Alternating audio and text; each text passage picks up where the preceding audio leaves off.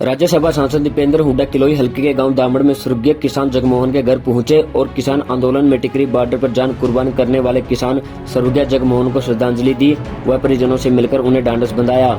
उन्होंने कहा है कि जब तक सरकार किसानों की बात नहीं सुनेगी, संसद में हम सरकार की बात नहीं सुनेंगे। इस दौरान उन्होंने नेता प्रतिपक्ष चौधरी भूपेंद्र सिंह हुड्डा के निर्देश पर किसान आंदोलन में जान कुर्बान करने वाले किसानों के परिजनों को विधायक दल द्वारा निजी संसाधनों से दी जा रही 2 लाख की आर्थिक मदद स्वर्गीय जगमोहन के परिवार को सौंपी और कहा स्वर्गीय किसान जगमोहन का किसान आंदोलन में बड़ा योगदान रहा और टिकरी बॉर्डर पर उनका लंबा संघर्ष रहा।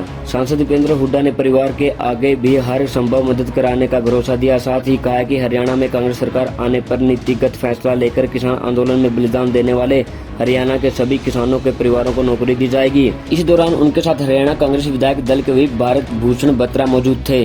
उन्होंने कहा है कि यह दुख की बात है कि सरकार हठधर्मिता से किसानों को नकारते हुए आगे बढ़ रही है। 8 महीनों में 400 से ज्यादा किसानों ने धरने पर अपनी जान कुर्बान कर दी है, लेकिन सरकार पर इसका भी कोई असर नहीं पड़ रहा।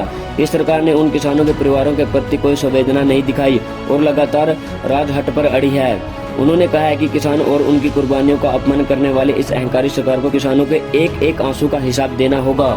सांसद दीपेंद्र ने बताया है कि देश की 70% आबादी कृषि पर आधारित है। बावजूद इसके बतौर विपक्ष हमें सदन में ही नहीं अपितु सदन के बाहर संसद के परिसर में भी किसानों की आवाज उठाने से रोका जा रहा है। जब से संसद का मानसून सत्र शुरू हुआ है, ऐसा कोई दिन नहीं बीता जब उन्होंने किसानों की समस्या पर संसद में चर्चा कराने का नोटिस न दिया हो। लेकिन ऐसा लगता है कि सरकार संसद में किसान शब्द सुनना तक नहीं चाहती। शायद यही कारण है कि हर रोज किसानों की समस्या पर चर्चा कराने की मांग को अस्वीकार कर दिया जाता है। उन्होंने सरकार से पुनः अपील करी कि वो अन्नदाता की मांग माने और 3 काले कृषि कानून वापस ले। साथ ही सरकार को चेताया कि जब तक सरकार किसानों की आवाज नहीं सुनेगी, संसद में और संसद के बाहर ये लड़ाई जारी रहेगी। हल्ला बोल हरियाणा।